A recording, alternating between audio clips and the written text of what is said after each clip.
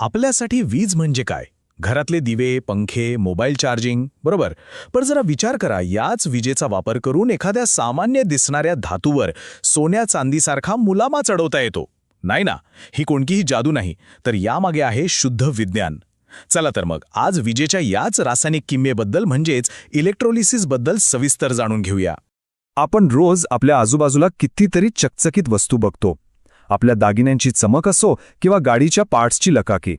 कधी विचार केलाय की ही चमक येते तरी कुठून? ती त्या धातूची स्वतःची असते की त्यावर चढवलेल्या कोणत्या तरी दुसऱ्याच गोष्टीची? तर याच प्रश्नाचं उत्तर आहे विद्युत प्रवाहाचे रासायनिक परिणाम.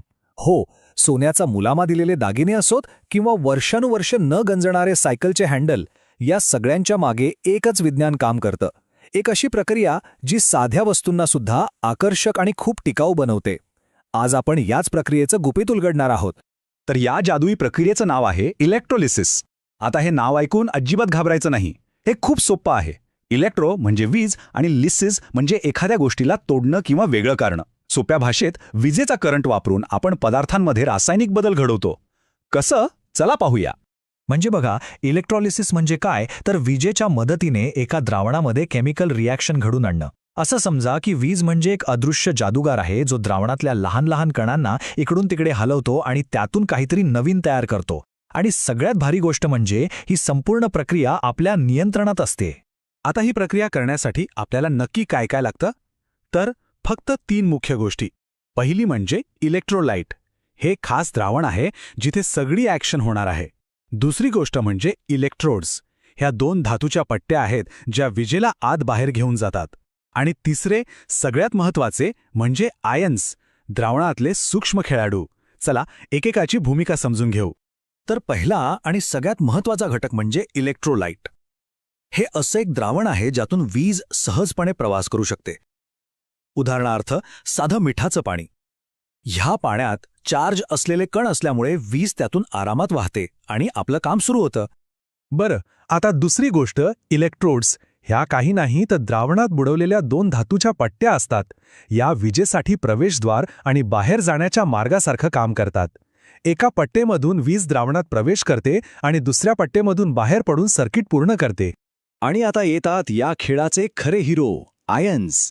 जेव्हा वीज इलेक्ट्रोलाइटमधनं वाहू लागते तेव्हा ती द्रावणातल्या काही रेणूंना तोडते. यातून 2 प्रकारचे कण तयार होतात. एक पॉझिटिव्ह चार्जवाले ज्यांना कॅटायॉन म्हणतात आणि दुसरे निगेटिव्ह चार्जवाले ज्यांना ॲनायॉन म्हणतात. मग हेच कण विरुद्ध चार्ज असलेल्या इलेक्ट्रोडकडे खेचले जातात आणि तिथेच खरी रासायनिक किमया घडते. तर आपण ज्या 2 इलेक्ट्रोड्सबद्दल बोललो त्यांची नावंही खास आहेत आणि कामंही ठरलेली आहेत. ते या रासायनिक लढाईतल्या 2 मुख्य योद्ध्यांसारखे आहेत. एक आहे ॲनोड आणि दुसरा आहे कॅथोड. या दोघांमध्ये एक मोठा फरक आहे. ॲनोड जो बॅटरीच्या पॉझिटिव्ह टोकाला जोडलेला असतो त्याचं काम आहे इलेक्ट्रॉन देणं. इलेक्ट्रॉन देण्याच्या या क्रियेला विज्ञानाच्या भाषेत ऑक्सिडेशन म्हणतात. आणि याच्या अगदी उलट कॅथोड जो बॅटरीच्या नेगेटिव्ह टोकाशी जोडलेला असतो तो इलेक्ट्रॉन घेतो किंवा स्वीकारतो. या क्रियेला म्हणतात रिडक्शन. म्हणजे एक दाता आहे तर दुसरा घेणारा. आता मला माहिती आहे हे ऑक्सिडेशन आणि रिडक्शन थोडं गोंधळात टाकणारं वाटू शकतं नाही का? पण काळजी करू नका. हे लक्षात ठेवायला एक सोपी इंग्रजी ट्रिक आहे, ॲन ऑक्स रेड कॅट. म्हणजे ॲनोडवर होतं ऑक्सिडेशन आणि रिडक्शन होतं कॅथोडवर. बघा, आहे की नाही सोपं? ही ट्रिक लक्षात ठेवली की कधीच गोंधळ होणार नाही. याचं एक उत्तम उदाहरण म्हणजे डॅनियल सेल. या डायग्राममध्ये बघा, इथं जस्ताची पट्टी ॲनोड म्हणून काम करते. ती द्रावणात विरघळते आणि आपले इलेक्ट्रॉन्स सर्किटमध्ये सोडते. हेच इलेक्ट्रॉन्स तारेमधून प्रवास करून तांब्याच्या कॉपर कॅथोडपर्यंत पोहोचतात. तिथे द्रावणातले कॉपर आयन्स हे इलेक्ट्रॉन्स घेतात आणि शुद्ध तांबे बनून त्या कॅथोडवर जमा होतात. थोडक्यात काय, तर ॲनोडवरचा धातू कमी होतो आणि कॅथोडवर नवीन धातूचा थर जमा होतो.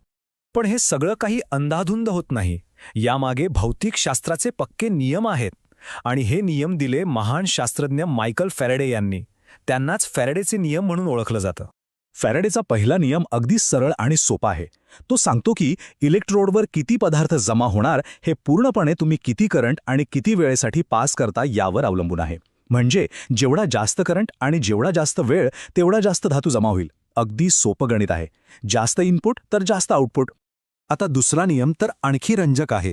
समजा आपण सारखाच करंट सारख्याच वेळेसाठी 3 वेगवेगळ्या द्रावणांमधून पाठवला तर काय तिन्ही ठिकाणी सारख्याच वजनाचा धातू जमा होईल? तर उत्तर आहे नाही. फॅरेडे सांगतात की प्रत्येक धातूचा विजेला प्रतिसाद देण्याचा एक स्वतःचा स्वभाव असतो. यालाच इलेक्ट्रोकेमिकल इक्विव्हॅलंट किंवा ECE म्हणतात. याचमुळे काही धातू जास्त जमा होतात तर काही कमी. आता हेच या चार्टमध्ये बघा. हा चार्ट तोच झेड फॅक्टर म्हणजेच प्रत्येक धातूचा स्वभाव दाखवतो. बघा, सारखाच करंट पाठवून सोनं 2.04 मिलीग्रॅम जमा होतं तर तांबं फक्त 0.32 मिलीग्रॅम. म्हणजे प्रत्येक धातूचा विजेला प्रतिसाद देण्याचा अंदाज किती वेगळा आहे हे यावरून कळतं. बरं, हे सगळं विज्ञान, हे नियम, पण ह्याचा आपल्या रोजच्या जीवनात काय उपयोग आहे? चला, जिथून आपण सुरुवात केली होती त्याच प्रश्नाकडे परत जाऊया. आणि हे बघा उत्तर. ही आहे इलेक्ट्रोप्लेटिंगची खरी जादू. डावीकडे गंजलेला जुना पाना दिसतोय आणि उजवीकडे तोच पाना क्रोमियमचा मुलामा दिल्यावर कसा नवीन आणि चकचकीत झालाय. इलेक्ट्रोलिसिसच्या या प्रक्रियेचा वापर करून आपण एका धातूवर दुसऱ्या आकर्षक आणि न गंजणाऱ्या धातूचा पातळ थर चढवू शकतो. यालाच आपण इलेक्ट्रोप्लेटिंग किंवा मुलामा देणे म्हणतो. याचे फायदे तर अनेक आहेत. वस्तूंना एक आकर्षक लुक मिळतो, जसे की कृत्रिम दागिन्यांना. वस्तू गंजण्यापासून वाचतात आणि त्यामुळे त्यांचं आयुष्यही वाढतं. आपल्या घरातले नळ, सायकलचे हँडल्स अशा कितीतरी वस्तूंवर हे इलेक्ट्रोप्लेटिंग केलेलं असतं. पण थांबा, ही किमिया फक्त वस्तू चमकवण्यापुरती नाहीये. खाणीतून काढलेल्या अशुद्ध तांब्याला 99.9% शुद्ध करण्यासाठी इलेक्ट्रो रिफायनिंगमध्ये हीच प्रक्रिया वापरली जाते. इतकंच नाही तर ॲल्युमिनियमसारखे धातू त्यांच्या खनिजांपासून वेगळे काढण्यासाठी आणि इलेक्ट्रॉनिक्समध्ये ऊर्जा साठवण्यासाठी सुद्धा इलेक्ट्रोलिसिसचाच वापर होतो. चला तर मग आज आपण जे काही पाहिलं त्यावर पटकन एकदा नजर टाकूया. तर बघा, आपण सुरुवात केली इलेक्ट्रॉलिसिस या मुख्य प्रक्रियेपासून. मग आपण त्याचे घटक म्हणजेच ॲनोड आणि कॅथोड यांची भूमिका समजून घेतली.